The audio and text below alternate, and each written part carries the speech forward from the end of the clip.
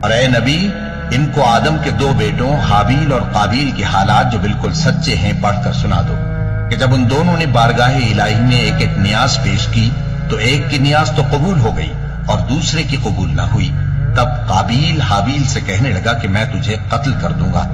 اس نے کہا کہ اللہ پرہیزگاروں ہی کی نیاز قبول فرمایا کرتا ہے، اگر تو مجھے قتل کرنے کے لیے مجھ پر ہاتھ چلائے گا تو میں تجھ کو قتل کرنے کے لیے تجھ پر ہاتھ نہیں چلاؤں گا۔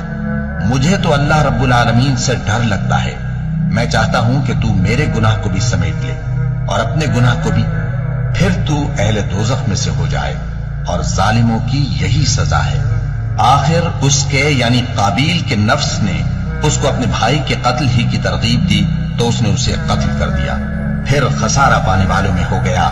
اب اللہ نے ایک کوا بھیجا جو زمین کریدنے لگا تاکہ اسے دکھائے کہ اپنے بھائی کی لاش کو کیسے چھپائے۔ کہنے لگا، ہائے کمبختی، مجھ سے اتنا بھی نہ ہو سکا کہ اس کوے جیسا ہی ہوتا کہ اپنے بھائی کی لاش چھپا دیتا۔